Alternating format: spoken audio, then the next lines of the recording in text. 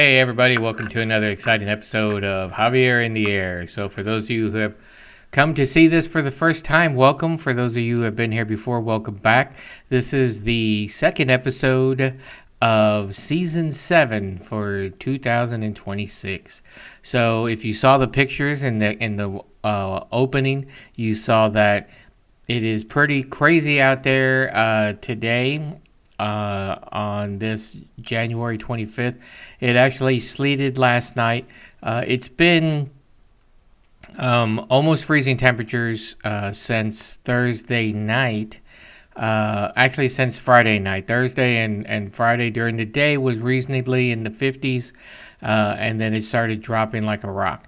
So Saturday morning, which was yesterday, woke up to a nice 16 degrees, and it was ridiculous. And it was 22 when I got up. It was supposed to be 16 when I was originally going to get up, but then I went back to sleep.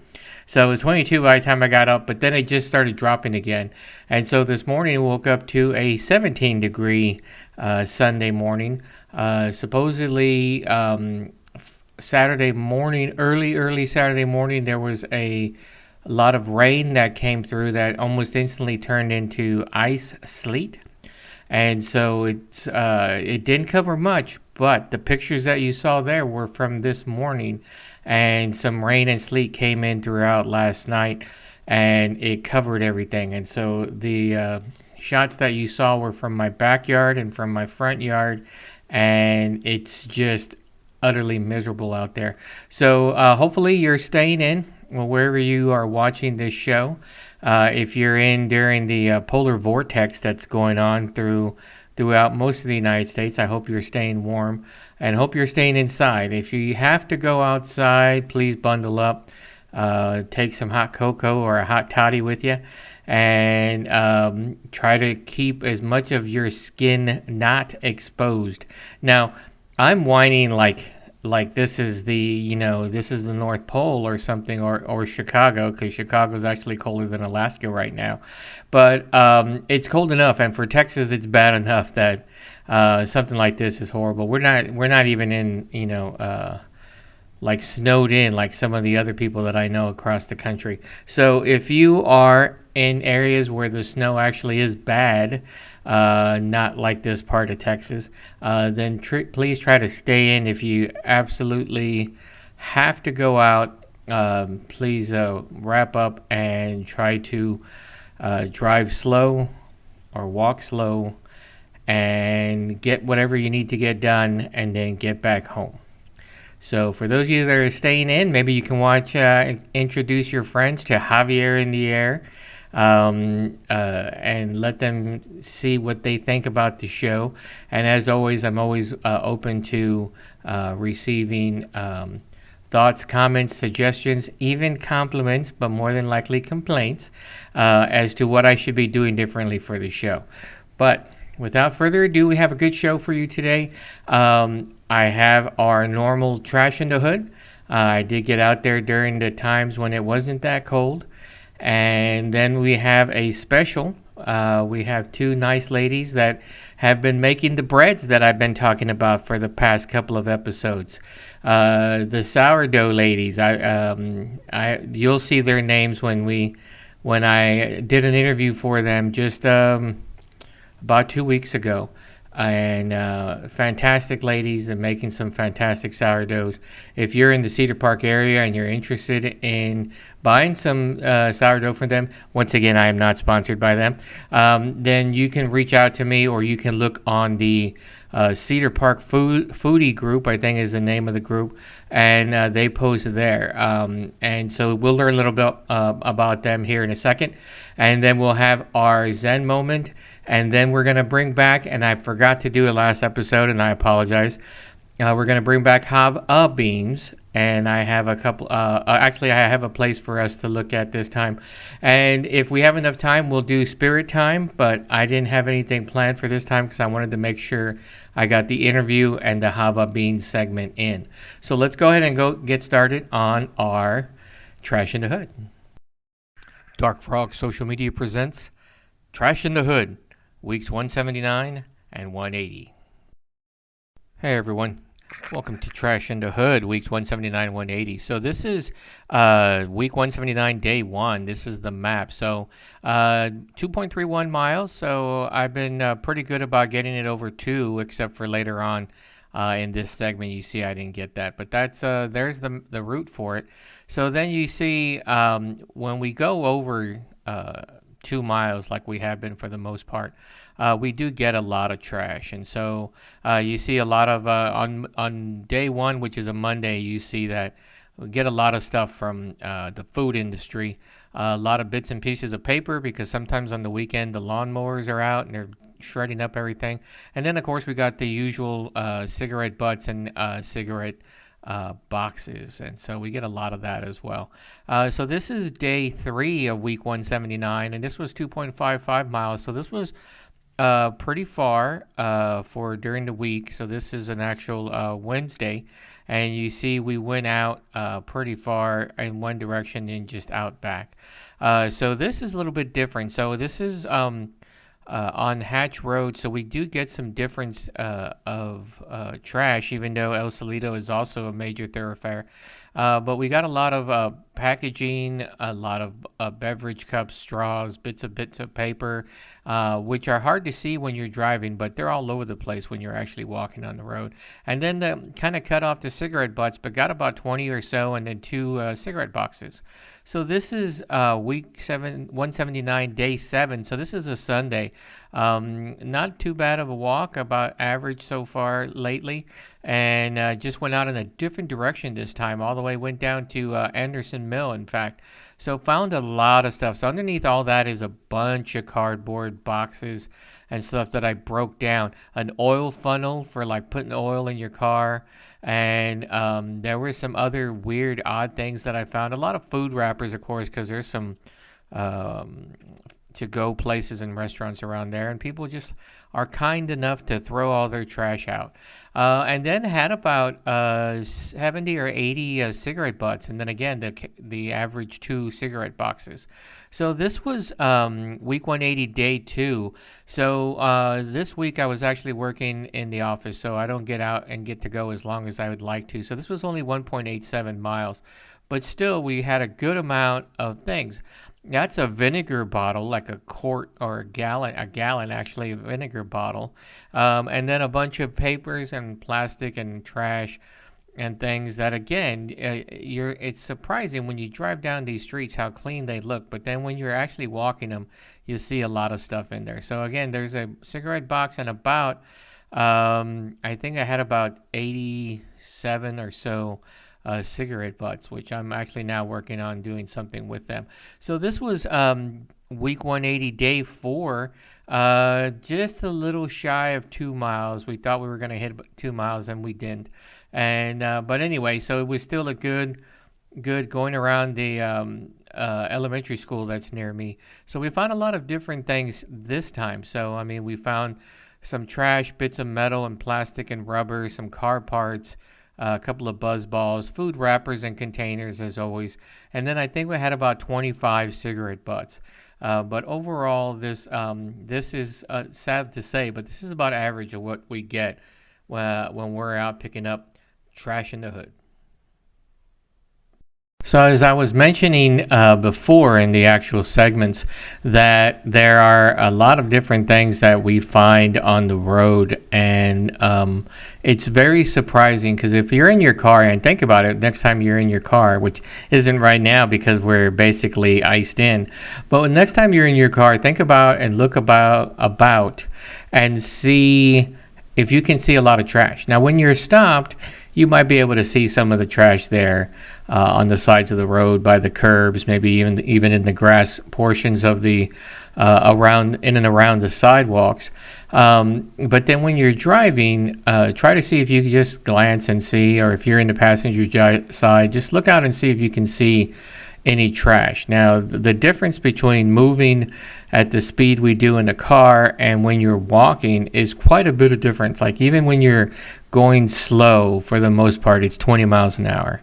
Now, when I walk, it's about 2.2, 2.3 miles an hour.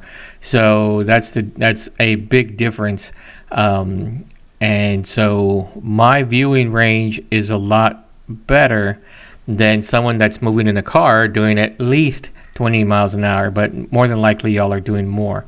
So there's a lot of stuff out there that you may not see that is actually clogging up the streets, the drains, and just making everything look poorly. And so myself, and I know I have heard from others as well, and thank you for that, who are picking up trash as they go walking. And it's something I'm not trying to get to do a 5K. I'm not trying to do a 10K. I'm not trying to do a half marathon. So I'm not doing any training, so to speak. I am simply out walking, and when I'm out walking, I'm finding trash and I'm picking up said trash. So it's a little bit different. If you're someone who's going to be training, actively trying to go to an event, you may not have the time to do what I'm doing. Plus, if you're running, you're definitely not going to have the ability to pick up trash like I do. But if you want to get some nice walks in the afternoon, walks in the early morning, and you're trying to find other incentives as to why you should do it besides the health, which is the absolute most important reason why someone should walk. But if you're trying to use other incentives to keep you going, you can do something like I did, which is to pick up trash.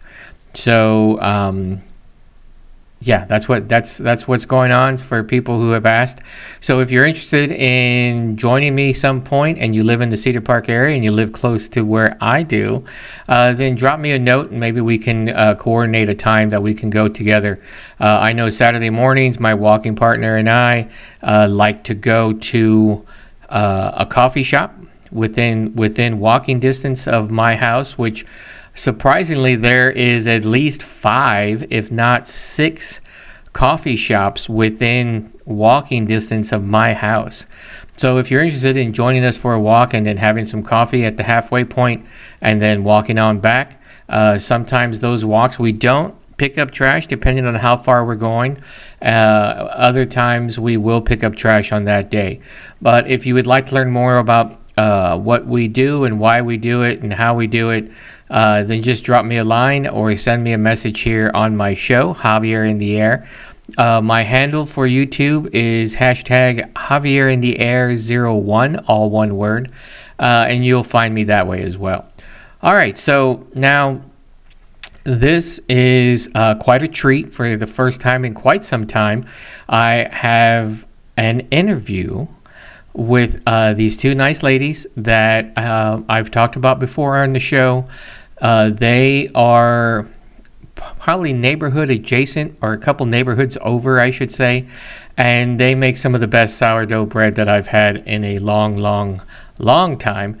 Certainly do it much better than my baking skills can even get close to. And so I thought it would be great to have them on the show. They make their sourdough. They sell what they can, and they have fantastic flavors. They are, like I mentioned earlier, on some food groups on Facebook, and so you can reach out to them there. But let's go ahead and see the Sourdough Ladies.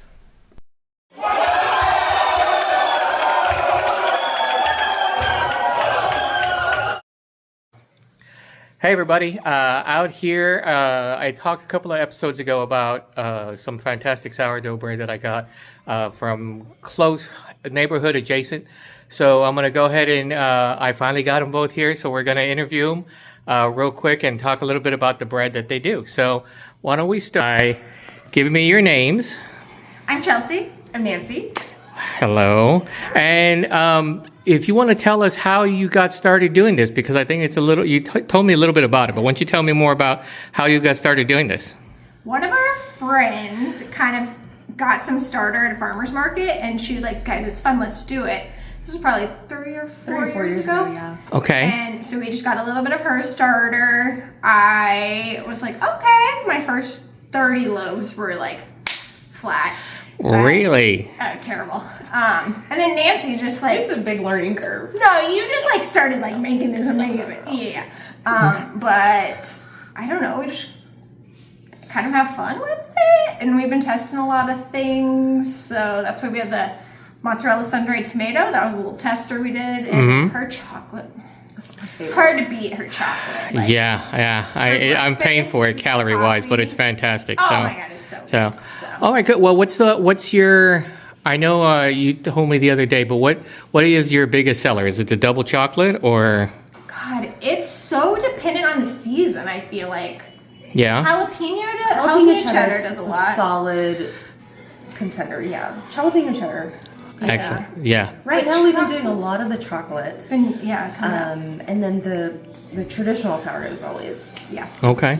It's classic. Well, I know I ordered 3 double chocolate this time because I do have some fans of yours that are now hooked because I got them hooked on it. The double chocolate and the jalapeno cheddar. I'll be coming back again for that. That seems to be really good. So, do you have a starter or do you use dry active yeast, or what's the best way to y'all do it? We have our starter. Yeah. Okay. Yeah, we have a starter. It started from the same starter that our friend, but then we'll go on vacation and like mine will die and I'm like, Chelsea, I need to get a little starter. So it's been passed back and forth. But it's the same. It's the same starter. So for us, it's been around for like the 3 or 4 years. But I think the original from the farmers market probably several years older than that. So it's established. Excellent. We have some like dried. So what basically if it like overflows and it'll leave some like crispiness on the side, you can keep that.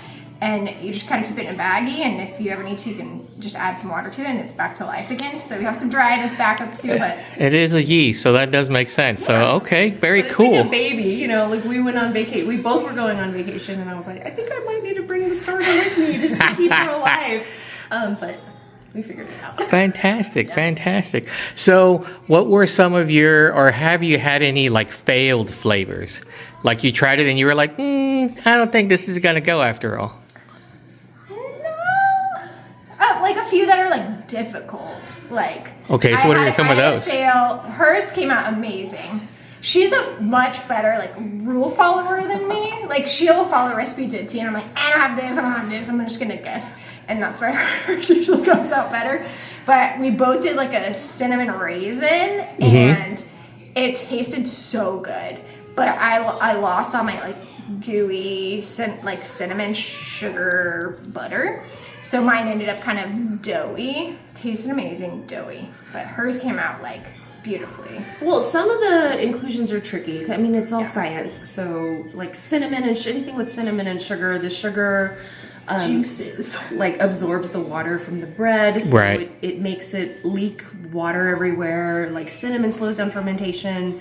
I had to mess up a while back using garlic in one of my rolls because garlic is a natural antimicrobial, so it kills the yeast while you're doing the sourdough, so that one just didn't rise. I mean, it's all trial and error, but most of the flavors that we've, like everything works. It's bread. It's right. So, excellent. But trial and error. Excellent. So if someone wanted to make their own, not take away from you guys, because I'm almost done baking now because of you guys. But if someone wanted to start small and just try to make something for themselves, just for the weekend or something, any tips or tricks that you would give them? Patience is very important. A lot of times online I'll be like, give it this many hours. It's like right now, this cold front's coming in. Right. So whatever's happening with the weather is pretty dependent on what happens with your starter. So when I was making the bread last night, I was like, okay, I need it to slow down a little bit because I started it at 3 and I didn't want to bake at like 3 this morning. So I stuck it by the window. So then that slowed down fermentation and rising. And so it's not a sign. You just have to learn it. Like you can feel when you think it's like, okay, now it's ready to fold or that kind of thing. It's just don't follow the directions exactly. Oh, okay. On like rise and that kind of That's interesting because I'm a huge instruction follower. That's my chemistry background that I have, and I'm like, I got to follow the rules or it's going to be horrible. And now you're saying don't follow the rules. Well, I think not 100% for time. Okay. I think the time is just a guideline, but it is very weather dependent. I mean, my loaves now in the winter take like 12 hours from start to finish to get ready to go into the fridge for another 12 to 24 hours. Okay. But in the summer, it's like 3 to 4 hours, especially here where we have high humidity and it's warmer. So, every 4 months, once you feel like you're starting to get the hang of it, the weather changes and you got to start over again. But I think my biggest advice would be just make your first loaf. Just do it. Once you do it once, it seems really intimidating at first, but make your first loaf, bake it anyway. You're probably going to end up with something edible, even if it's not super pretty to look at. That's true. And it just gets better from there. So just keep going and don't give up. Excellent. Well, thank you both. I'm going to take, as you see, I'm going to be taking some bread home. So thank you both very much. And I will talk to you all next time when I pick up an order. And that's it. Ooh, I'm way too close. That's it for me. So we'll go back to the show. Okay, so this is a much more interesting episode because I actually have had some nice people on to be interviewed. So if you're looking to be interviewed for something that you do that's a craft or something that you're passionate about and you want to come on the show and talk about it, just like these young ladies did, then please reach out to me and drop me a line and we can figure out a time. We can either come by my studio here or I can meet you out at your place like I did for these nice ladies, or we can have a Zoom call. So if you're in the Cedar Park area, just let me know. So because we did have such a fantastic interview and it went on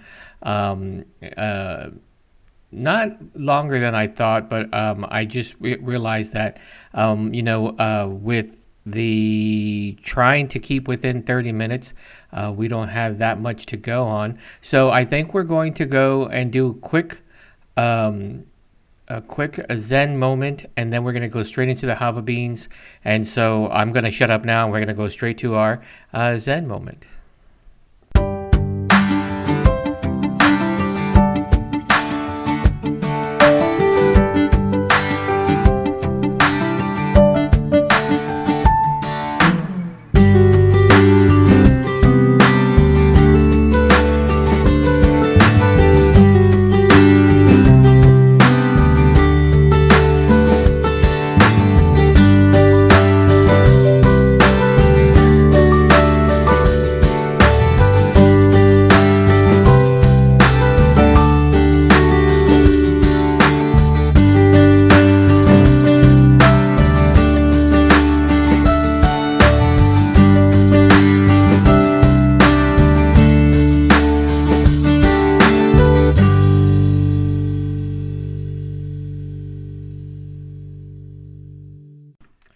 Okay, so there you had our Zen moment. So I am now going to go to our still relatively new segment of the show called Jav-A Beans.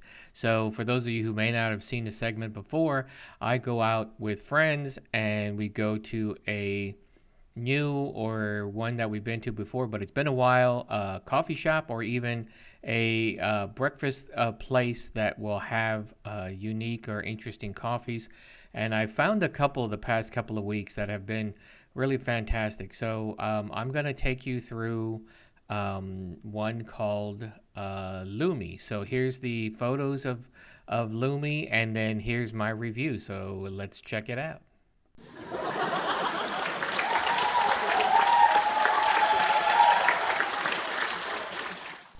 Okay, so we went out to Lumi's Crepes and Coffee, and it turns out that adjacent, actually connected, and you just walk to the next space, is a little market that they have also that is connected to them. So I took some shots of the market itself. They have some really interesting things there. They also have some great foodstuffs as well. So if you're looking for something that is along the line of like Belgian and Turkish style foodstuffs, or market for like some trays or even some carpets and stuff like that, you can take a look here and see. Now this is also some more of their food stuff. This is all the top there was actually all Belgian, either Belgian style or actual Belgian chocolate. So if you're looking for something like that to go and make your own hot cocoa or something like that, this is really the place to go. I didn't get a chance to buy anything this time. So hey, there's my friends right there ordering their foodstuffs. As always, I went ahead and had them order for me the drink that I'll be reviewing today. But they had a very expanded list of crepes available. This is the Biscoff crepe, and it's crushed Biscoff cookies that are sprinkled on top of the crepe, and then a white chocolate sauce that was drizzled over the top. Very decadent, very sweet. But if you're looking for something like that, it's really top notch. So see what these were some of the other crepes that Lumi's made for us. The one on the left, top left, is a s'more, I think it is, drizzled with dark and white chocolate. And then on the right is a savory one. This is actually a chicken, I believe it was called chicken fettuccine. Really good. Here at Cafe Lumi's, trying their pistachio latte.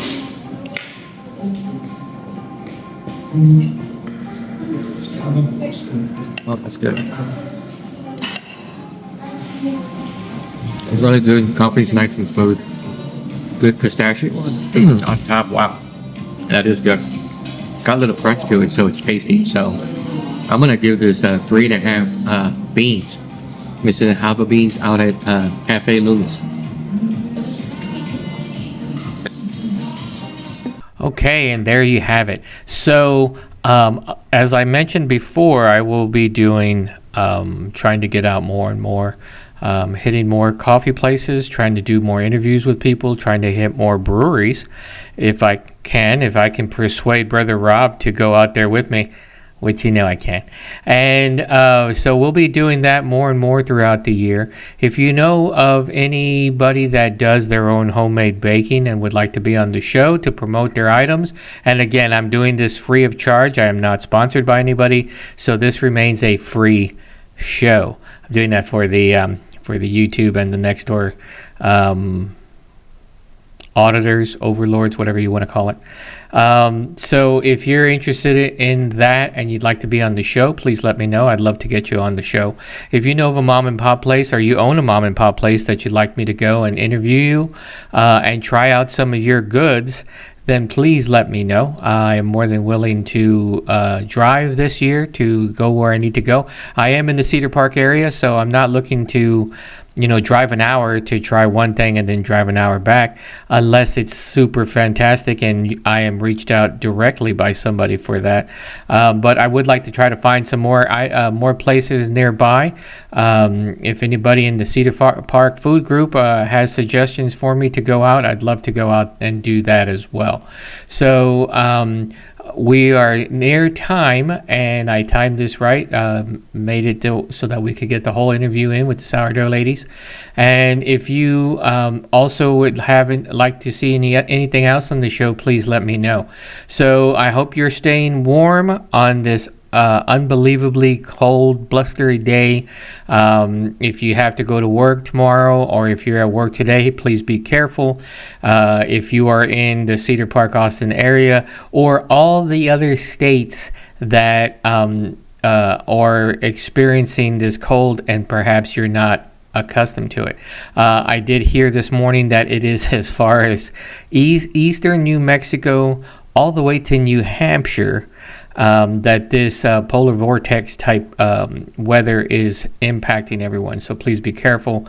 I hope you have your survival kits.